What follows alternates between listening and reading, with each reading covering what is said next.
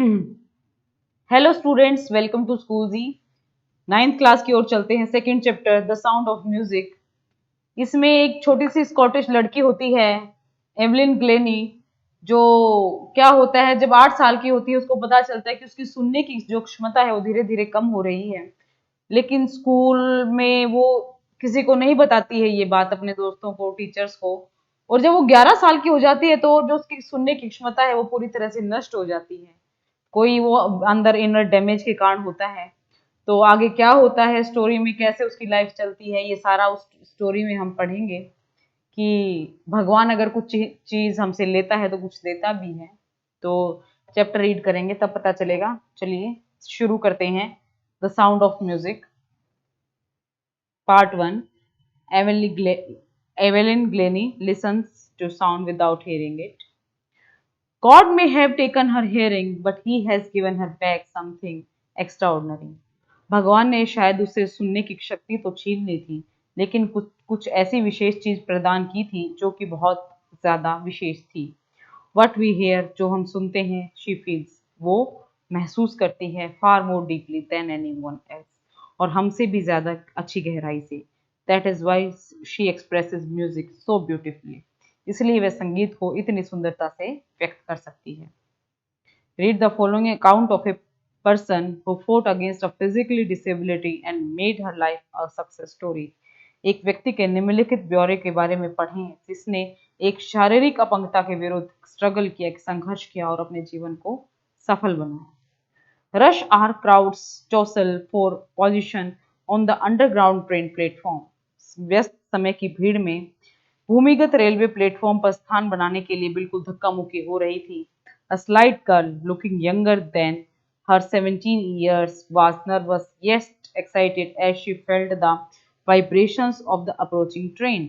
एक छोटी दुबली सी लड़की जिसकी उम्र 17 साल थी, वो अपनी उम्र के लिहाज से छोटी लगती थी लेकिन घबराई हुई थी, फिर भी एक्साइटेड थी कि उसने आती हुई ट्रेन के कंपन को, वाइब्रेशन को महसूस किया था। It was her first day at the prestigious Royal Academy of Music in London, and daunting enough for any teenager fresh from a Scottish farm. London में रॉयल एकेडमी ऑफ म्यूजिक में यह आज उसका प्रथम दिन था और उसमें एक स्कॉटलैंड के फार्म से आने के कारण पर्याप्त भय था, वो डरी हुई थी। But this aspiring musician faced a bigger challenge than most. She was profoundly deaf. लेकिन इस संगीतज्ञ बनने की इच्छुक लड़की ने अधिकतर लोगों की तुलना में एक बड़े चैलेंज का सामना किया, वो बिल्कुल पहरी थी। Evelyn Glennie's loss of hearing had been gradual. जो उसका जो सुनने की क्षमता का जाना था वो ग्रेजुअली हुआ था, वो धीरे धीरे हुआ था। Her mother remembers noticing something was wrong when the 8 years old Evelyn was waiting to play the piano. और उसकी माँ जब वो 8 साल की थी तब पियानो बजाने का वो वेट करती थी। उसकी माँ वो तब से ही नोटिस कर रही थी कि उसको कुछ कम सुनाई दे रहा है। They called her name and she did not move. वो उसका नाम बुलाते थे और वो नहीं बोलती थी। I suddenly realise she had not heard, says इसेबल ग्लेनी। और उसने कहा कि मुझे सडनली लगा कि उसने सुना नहीं है। For a quite a while Evelyn manage to conceal her growing deafness from friends and teachers. वो जो थी अपने फ्रेंड्स और टीचर से उस चीज को बचाती रही कि भाई उसको कम सुनता है। बट बाय द टाइम, लेकिन टाइम गुजरने के साथ, शी वॉज 11, 11 साल की होते ही, her marks had deteriorated and her headmistress asked her parents to take her to a specialist. 11 साल की होते होते वो कम्प्लीटली रूप से वो बहरी हो चुकी थी और उसके जो प्रिंसिपल थे उन्होंने उसके पेरेंट्स को बुलाया ताकि वो उसको एक स्पेशलिस्ट को दिखा सकें। इट वॉज देन डिस्कवर्ड, तब यह पता चला, that her hearing was severely impaired as a result of gradual nerve damage. किसी नस की डैमेज होने के कारण, कोई नर्वस डैमेज के कारण उसकी सुनने की क्षमता बिल्कुल खत्म हो चुकी थी। They were advised that she would be fitted with hearing aids and sent to school for the deaf। और उन्होंने उसे एडवाइस किया कि उसको कुछ सुनने की मशीन दी जाए और उसको बहरों के स्कूल में भेज दिया जाए। Everything suddenly look black, said Evelyn. Evelyn ने कहा सब कुछ मुझे काला काला प्रतीत होने लगा। But Evelyn was not going to give up। लेकिन वो मतलब इच्छा त्यागने वालों में से नहीं थी, हारने वालों में से नहीं थी। She was determined to lead a normal life and pursue her interest in music। वह एक साधारण जीवन बिताने में और संगीत में अपनी रुचि रखने में अपने आप को उसने व्यस्त कर लिया, मतलब उसने ये इच्छा धारण कर ली। One day she noticed a girl playing a xylophone and decided that she wanted to play it too. एक दिन उसने एक लड़की को xylophone बजाते हुए देखा और उसने निश्चय किया वह भी इसे बजाएगी। Most of the teacher discouraged her. सभी टीचर्स ने उसको डिस्करेज किया, but percussionist Ron Forbes spotted her potential, लेकिन तबला बजाने वाले रॉन फॉर्ब्स ने उसकी क्षमता को समझा।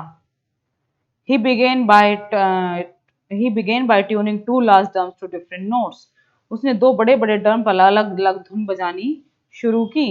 Don't listen through your ears, he would say. Try to sense it some another way, says Evelyn.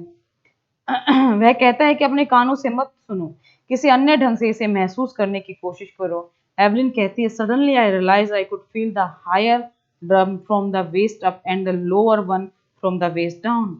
Evelyn कहती है, अचानक ही मैंने दो बड़े नगाड़ों को, एक बड़े नगाड़े को अपनी कमर के ऊपर तथा छोटे नगाड़े को अपनी कमर के नीचे महसूस किया। Forbes repeated the exercise and soon Evelyn discovered that she could sense certain notes in different parts of her body. Forbes ने अभ्यास को दोहराया और शीघ्र ही एवलिन को पता चल गया कि कुछ विशेष धुनों को अपने शरीर के विभिन्न अंगों में वो महसूस कर सकती थी। I had learn to open my mind and body to sound and vibrations. मैं अपने दिमाग और शरीर को ध्वनि और तरंगों के लिए खोलना सीख गई थी। The rest was share determination and hard work. और जो शेष था वो मात्र दृढ़ निश्चय और सख्त मेहनत के द्वारा ही संभव हुआ था। She never looked back from the point onwards. उसके बाद उसने कभी पीछे मुड़ के नहीं देखा। She toured the United Kingdom with a youth orchestra and by the time she was 16, उसने युवा वादक समूह के साथ यूनाइटेड किंगडम, जो इंग्लैंड को बोलते हैं, का दौरा किया और 16 साल की उम्र तक उसने संगीत को अपना जीवन बनाने का निश्चय कर लिया। She had decided to make music her life. She auditioned for the Royal Academy of Music and scored one of the highest marks in the history of the Academy. उसने रॉयल अकेडमी ऑफ म्यूजिक के लिए एक छोटा सा audition दिया और academy के इतिहास में सबसे ज्यादा अंक प्राप्त किए। She gradually move from orchestral work to solo performance. और जल्दी जल्दी वो वादक मंडली के कार्य से सोलो परफॉर्मेंस में अकेले प्रदर्शन की ओर बढ़ने लगी। At the end of her 3-year course she had captured most of the top awards. और 3 वर्ष के कोर्स के अंतर्गत उसने अधिकतर इनाम प्राप्त कर लिए थे। एंड फॉर ऑल दिस, और इसके बावजूद भी, Evelyn won't accept any hint of heroic achievement. Evelyn किसी बहादुरीपूर्ण उपलब्धि के किसी इशारे को स्वीकार नहीं करती थी।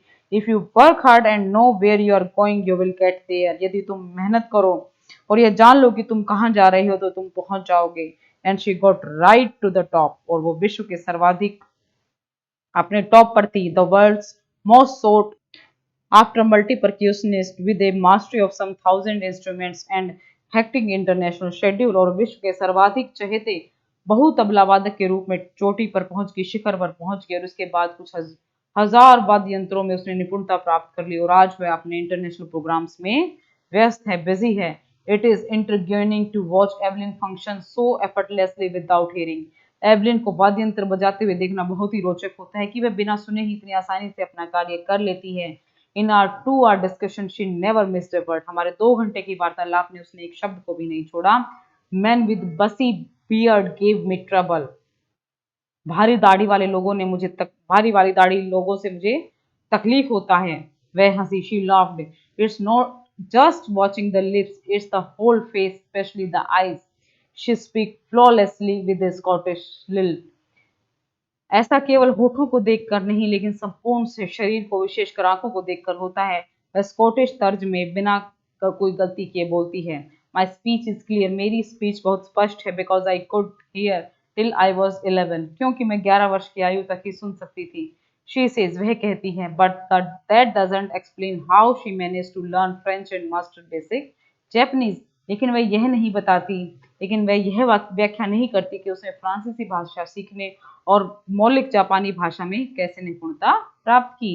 As for music she explains. जहां तक संगीत का सवाल है, वह कहती है, it pours in through every part of my body. है मेरे प्रत्येक शरीर के प्रत्येक पार्ट में बहता है। It tingles in the skin, my cheek bones and even my in hair. यह मेरी स्किन में, मेरे गालों की हड्डियों में और मेरे बालों में गुदगुदी पैदा कर देता है। When she plays the xylophone, she can sense the sound passing up the stick into her fingertips. जब वह xylophone बजाती है, वह उस ध्वनि का आभास कर लेती है जो डंडी से उसकी उंगलियों के अग्रभाग में पहुंच जाती है. By leaning against the drums, she can feel the resonance flowing into her body. नगाड़ों के सारे झुककर वह ध्वनि की प्रतिध्वनि को उसके शरीर के अंदर बहते हुए महसूस कर सकती है. On a wooden platform, she removes her shoes so that the vibrations pass through her bare feet up her legs. वह लकड़ी के प्लेटफॉर्म पर जूते उतार देती है ताकि तरंगे उसके नंगे पांव के अंदर से उसकी टांगों तक पहुंच जाए. Not surprisingly, Evelyn delights her audience. हैरानी की बात नहीं है कि एवलिन अपने ऑडियंस को, अपने श्रोताओं को खुश करती हैं. In 1991, she was presented with the Royal Philharmonic Society prestigious Soloist of the Year Award. 1991 में उसे रॉयल फिलाहार्मोनिक सोसाइटी का उच्चतम एकल वादक का पुरस्कार प्रदान किया गया था. Says master percussionist James master तबलची जेम्स ब्लेड का कहना है, God may have taken her hearing but he has given her back something extraordinary. कि भगवान ने उसे उसकी सुनने की शक्ति तो छीन लिया है, लेकिन उसके बदले एक बहुत ही विशेष चीज उसको दी है. What we hear she feels, जो हम सुनते हैं वो महसूस करती है, far more deeply than anyone else, हमसे भी ज्यादा गहराई से. That is why she express music so beautifully, इसलिए वह संगीत को इतनी खूबसूरती से प्रस्तुत करती है. Evelyn confess that she is something of A workaholic. Evelyn स्वीकार करती है कि वह एक ऐसा व्यक्ति है जिसके लिए काम को रोकना मुश्किल है. I have just go to work, मुझे काम में लगे रहना पड़ता है. Often harder than classical musician, प्राय क्लासिकल संगीतकारों से भी ज्यादा मेहनत से but the reward are enormous, लेकिन इसके इनाम बहुत ज्यादा हैं, विशाल हैं. Apart from the regular concerts, Evelyn also gives free concerts in prisons and hospitals. नियमित संगीत प्रोग्रामों के अतिरिक्त एवलिन मुफ्त प्रोग्रामों को अस्पतालों और जेलों में भी करती हैं. She also give high priority to classes for young musicians, और वो young musicians को priority classes देती हैं. And Richland of the Beethoven Fund for Deaf Children says she is a shining inspiration for deaf children. बहरे बच्चों के Beethoven fund की N रिचलिन कहती है कि वह बहरे बच्चों के लिए एक शानदार प्रेरणा है. She is a shining inspiration. They see that there is now ever that they can't go. वे समझ जाते हैं कि ऐसी कोई जगह नहीं है जहां वे नहीं जा सकते. Evelyn Glenny has already accomplished more than most people twice her age. Evelyn Glenny ने पहले से इस उपलब्धि को प्राप्त कर लिया है जो ज्यादातर लोग उसे दुगनी उम्र में प्राप्त करते हैं. She has brought percussion to the front of the orchestra and demonstrated that it can be very moving. उसने तबले को वाद्य मंडी में सबसे आगे लाने का काम किया है, और जो यह प्रदर्शित करता है कि यह बहुत ही प्रभावशाली, मतलब बहुत ज्यादा इफेक्टिव हो सकता है. She has given inspiration to those who are handicapped people who look to her and say if she can do I can. And not the least, she has given enormous pleasure to millions. और उसने उन लोगों को प्रेरणा दी है जो दिव्यांग हैं, जो अपंग हैं, उन लोगों को जो उसकी ओर देखते हैं और कहते हैं यदि वह इसे कर सकती है तो मैं भी कर सकता हूँ. उसने करोड़ों लोगों को अत्यधिक खुशी प्रदान की है. कहने का भाव यह है बच्चों कि अगर भगवान हमसे कुछ छीन लेते हैं तो वो हमें कुछ देते भी हैं. बस जरूरत है उसे पहचानने की, उस टैलेंट को अगर हम रिकॉग्नाइज कर लेते हैं, पहचान लेते हैं, तो हम उस क्षेत्र में बहुत सारा नाम कमा सकते हैं जैसा कि एवलिन ने कमाया. अब चलते हैं इसके सेकंड पार्ट की तरफ, the shehnai of Bismillah Khan. The shehnai of Bismillah Khan. बच्चों, बिस्मिल्लाह खां को कौन नहीं जानता? भारत रत्न, जो सबसे श्रेष्ठ नागरिक पुरस्कार है हिंदुस्तान का, भारत का, वो उस्ताद बिस्मिल्लाह खान को मिल चुका है. वो एक शहनाई वादक थे. बहुत सारे पद्म भूषण, विभूषण, बहुत सारे पुरस्कारों से उनको नवाजा जा चुका है. तो उनके बारे में है ये चैप्टर, तो पढ़ेंगे उनके बारे में. Do you know this people, what instruments do they play. ये जो नीचे पिक्चर्स में देखो, कोई बांसुरी बजा रहा है, कोई सितार बजा रहा है, कोई गिटार, कोई तबला, कोई कुछ. और लास्ट में जो पिक्चर है वो उस्ताद बिस्मिल्लाह खान की है. Think of the shehnai and the first thing you will probably imagine is a wedding or a similar occasion or function. शहनाई के बारे में सोचो, जो सबसे पहले आपके दिमाग में आएगी वो एक शादी या कोई ऐसा ही अवसर या त्योहार आएगा. The next would probably be Ustad Bismillah Khan, the shehnai maestro playing the instrument. और जो उस्ताद बिस्मिल्लाह खान आएंगे उसके बाद दिमाग में, जो इस इंस्ट्रूमेंट को बजाते हैं. चलिए शुरू करते हैं। Emperor Aurangzeb banned the playing of a musical instrument called pungi in the royal residence for it had a shrill unpleasant sound। जो औरंगजेब था मुगल शासक, उसने पुंगी जो नाम की म्यूजिकल इंस्ट्रूमेंट था उसको अपने राजघराने में बजाने से मना कर दिया था, क्योंकि उसकी आवाज जो थी वो कानों को चीरने वाली थी, अच्छी आवाज नहीं थी। Pungi became the generic name for reed noise makers, जो मतलब एक बुरी आवाज पैदा करते, पुंगी उसका एक साइन बन चुकी थी। Few had thought that it would one day B revived. किसी ने सोचा था कि किसी एक दिन इसका भी कोई पुनरुद्धार होगा। अ barber of a family of professional musicians who had access to the royal palace decided to improve the tonal quality of the pungi। एक नाई जो व्यवसायिक संगीतज्ञों के परिवार से था, जिसकी पहुंच शाही महल तक थी, उसने पुंगी की आवाज में सुधार करने का निश्चय किया। He chose a pipe with a natural hollow stem that was longer and broader than the pungi and made 7 holes on the body of the pipe। उसने एक पाइप का चुनाव किया जिसका तना प्राकृतिक रूप से जो अंदर से खोखला था और जो पुंगी से ज्यादा लंबा और चौड़ा था।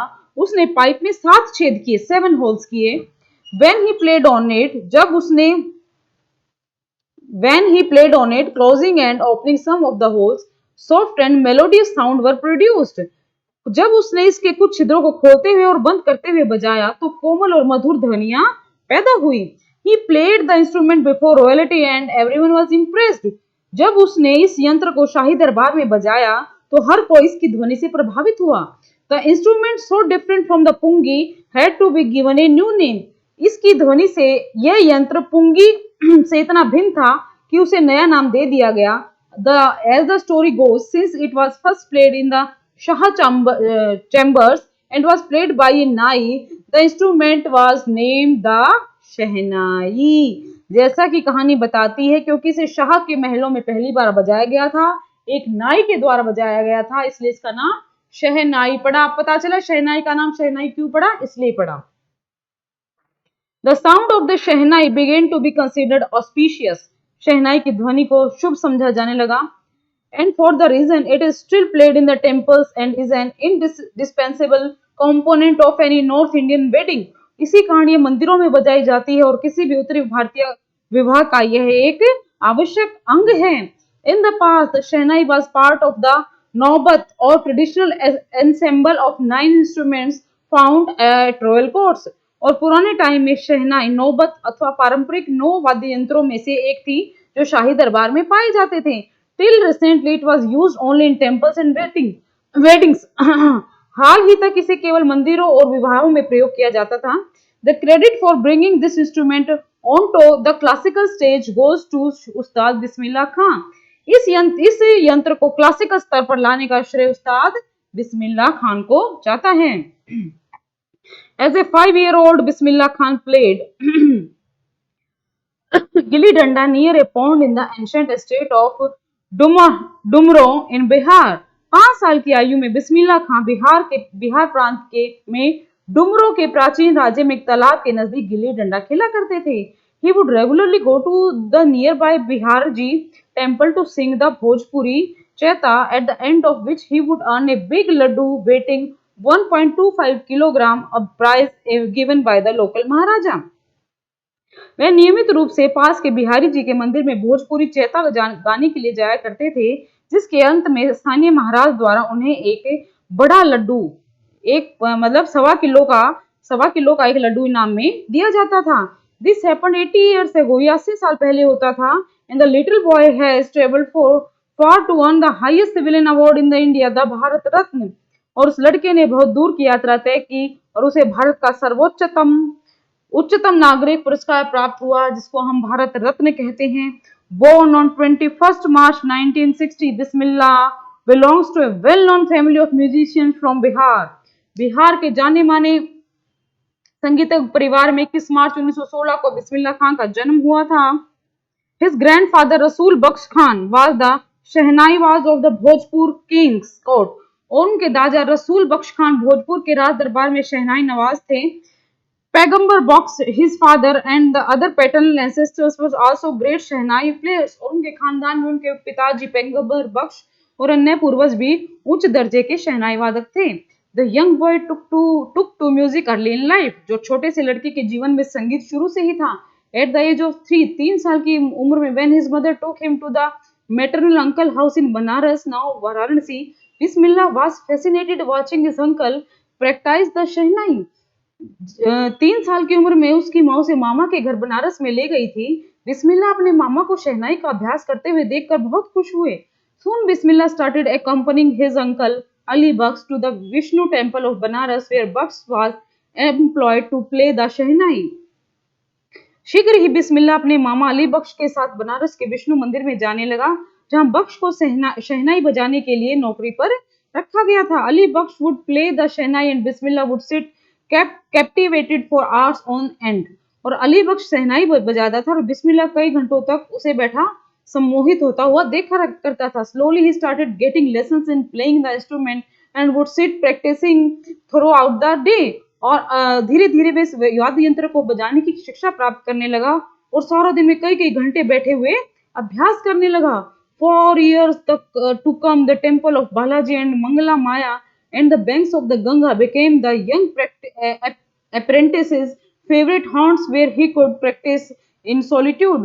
और आने वाले वर्षों में बालाजी और मंगला मैया का मंदिर, गंगा का किनारा उस युवा प्रशिक्षक की चहेती जगह बन गए और वो एकांत में अभ्यास करता रहता था।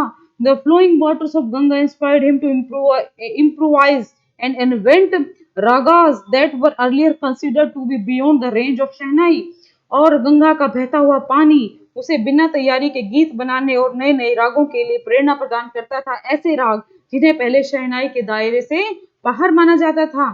एट द एज ऑफ 14 साल की उम्र में बिस्मिल्लाह accompanied his uncle to the Allahabad music conference, अपने मामा के साथ इलाहाबाद संगीत सम्मेलन में गया। At the end of his recital, Ustad फैयज Khan patted the young boy's back and said, "Work hard and you shall make it." With the opening of the All India Radio in Lucknow in 1938 came Bismillah's big break. He soon became an often heard Shehnai player on radio. उसके वादन में उस्ताद फैयाज खान ने उस युवा लड़के की पीठ थपथपाई और कहा, बेटा मेहनत करो, तुम इस क्षेत्र में बड़ा नाम कमाओगे। और 1938 में ऑल इंडिया रेडियो लखनऊ के उद्घाटन में बिस्मिल्लाह खान को बड़ा मौका मिला और शीघ्र ही रेडियो पर सुनाए जाने वाला शहनाई वादक बन गया। When India gained independence on 15th August 1947, Bismillah Khan became the first Indian to greet the nation with his शहनाई। जब 15 अगस्त 1947 को भारत आजाद हुआ, स्वतंत्र हुआ, तो बिस्मिल्लाह खान पहला भारतीय था जिसने अपनी शहनाई से राष्ट्र का स्वागत किया था। He poured his heart out into Rag Kafi from the Red Fort to an audience which included Mahatma Gandhi and Pandit Jawaharlal Nehru, who later gave his famous Tries to Destiny speech। उसने राग काफी में अपना हृदय लाल किले से उन श्रोताओं पर उड़ेल दिया जिसमें महात्मा गांधी और पंडित जवाहरलाल नेहरू शामिल थे। नेहरू ने बाद में भाग्य के साथ आजमाइश नामक भाषण दिया था। Bismillah Khan has given many memorable performance both in India and abroad. Ustad Bismillah Khan ने भारत और भारत के बाहर बहुत सारी यादगार performances the. His first trip abroad was to Afghanistan, where King Zahir Shah was so taken in by the maestro that he gifted him priceless Persian carpet and other souvenirs। और उनका जो पहला ट्रिप था वो अफगानिस्तान में था, जहाँ की किंग जाहिर शाह ने उनको उस्ताद को जो मतलब पर्सियन कारपेट था जो बहुत महंगा होता है, प्राइसलेस होता है, वो उनको गिफ्ट में दिया था। The king of Afghanistan was not the only one of the fascinated with Bismillah music. Film director Vijay Bhatt was so impressed after hearing Bismillah play at a festival that he named a film after the instrument called गूंज उठी शहनाई। और जो director विजय भट्ट थे वो इतने impress हुए उनकी उसको सुनकर, शहनाई को सुनकर, उन्होंने गूंज उठी शहनाई नाम से एक फिल्म भी बना दी थी। Film was a hit, film उस समय की बहुत हिट थी। And one of his Bismillah Khan composition दिल का खिलौना है टूट गया turned out to be a nationwide chart buster. और जो दिल का खिलौना है टूट गया जो पूरे देश में प्रसिद्ध हो गया, despite his huge success in the celluloid world, Bismillah Khan's venture in film music were limited to two, Vijay Bhatt's गूंज उठी शहनाई and Vikram Srinivas's Kannada venture shehnai Appanna. Cinema जगत में इस विशाल कामयाबी के बावजूद भी बिस्मिल्लाह खान के फिल्म प्रोजेक्ट केवल 2 प्रोजेक्ट तक ही सीमित रहे, विजय भट्ट की गूंज उठी शहनाई और विक्रम श्रीनिवास की कन्नड़ प्रोजेक्ट तन्नाधी अपना। I just can't came to terms with the artificiality and glamour of the film world, he says with emphasis. मैं फिल्मी संसार के बनावटीपन और चमक के साथ समझौता नहीं कर सकता, वो जोर देकर उन्होंने ये बात कही। Awards and recognitions came thick and fast. पुरस्कार और पहचान तेजी से मिलने लगे। Bismillah Khan became the first Indian to be invited to perform at the prestigious Lincoln Center Hall in the United States of America. Bismillah Khan पहले भारतीय थे जिन्हें लिंकन सेंट्रल हॉल अमेरिका में अपना प्रोग्राम देने के लिए आमंत्रित किया गया। He also took part in the World Exposition in the Montreal, in the Cannes Art Festival and in the Osaka Trade Fair. उन्होंने वर्ल्ड एक्सपोजिशन मॉन्ट्रियल में और कांस आर्ट फेस्टिवल में ओसाका ट्रेड फेयर में भी हिस्सा लिया। So well non did he become internationally that an auditorium in Tehran was named after him. और Tehran में एक सभागृह का नाम उनके नाम पर रखा गया। वो इतने प्रसिद्ध हो गए। Tahir mask Ustad Bismillah Khan. National awards like the Padma Shri, the Padam Bhushan, the Padam Vibhushan were conferred on him. Padam Shri, Padam Bhushan और पद्म विभूषण जैसे राष्ट्रीय पुरस्कार उन्हें प्रदान किए गए। In 2001, Ustad Bismillah Khan was awarded India's highest civilian award. 2001 में उस्ताद बिस्मिल्लाह खान को भारत का सर्वोच्च नागरिक पुरस्कार भारत रत्न से उन्हें नवाजा गया। With the coveted award resting on his chest and his eyes glinting with rare happiness, he said, all I would like to say is teach your children music. That is Hindustan's richest tradition. Even the West is now coming to learn our music. जैसे ही उनकी छाती पर यह पुरस्कार पड़ा, अपनी आंखों में अद्भुत प्रसन्नता की चमक के साथ उन्होंने कहा, मैं तो केवल इतना ही कहना चाहूंगा कि अपने बच्चों को संगीत की शिक्षा दे। यही हिंदुस्तान की वैभवशाली परंपरा है और अब तो पश्चिम वाले भी हमारी परंपरा का अनुकरण कर रहे हैं। In spite of having traveled all over the world, Khan Sahab, as he is fondly called, is exceedingly fond of Banaras and Dumro, and they remain for him the most wonderful towns of the world. वो तो सारे संसार में यात्रा करने के बावजूद भी खान साहब, जैसा उन्हें प्यार से पुकारा जाता है, बनारस और डुमराव के प्रति गहरा लगाव है, जो संसार में उनके लिए सबसे अद्भुत जगह थी। A student of his once wanted him to head a Shehnai school in the USA, and the student promised to recreate the atmosphere of Banaras by replicating the temples there.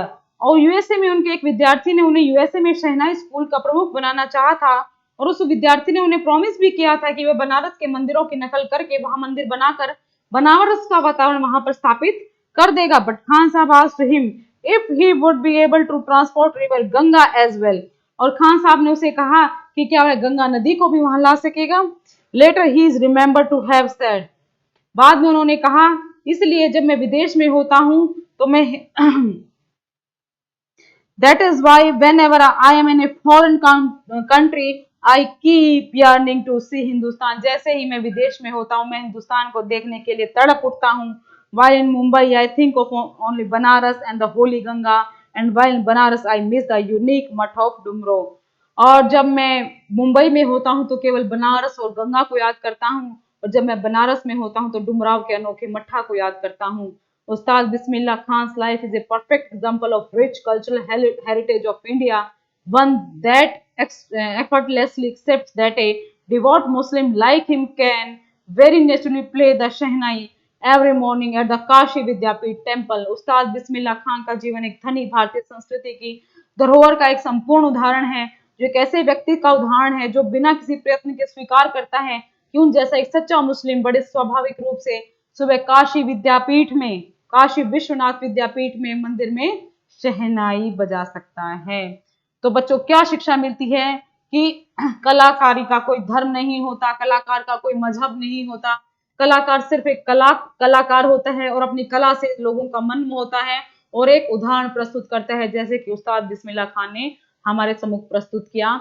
और तो ये बच्चों, ये पार्ट 1 और part 2 हमने पढ़े, उसमें एक स्कॉटिश लड़की के बारे में हमने पढ़ा, एवलिन, जो बहरी थी, और यहाँ उस्ताद बिस्मिल्लाह खान के बारे में पढ़ा जो शहनाई के इतने बड़े वादक थे, उन्हें भारत रत्न से भी नवाजा गया था। तो चैप्टर हमने पढ़ चुके हैं, इसकी एक्सरसाइज हमने करनी है और इसको पढ़ना है, बार बार रीड आउट करना है और इसके क्वेश्चंस को सॉल्व करके नोटबुक में अपलोड करना है स्कूजी पर। और तब मिलेंगे नेक्स्ट वीडियो में, तब तक के लिए thank you very much, all the best.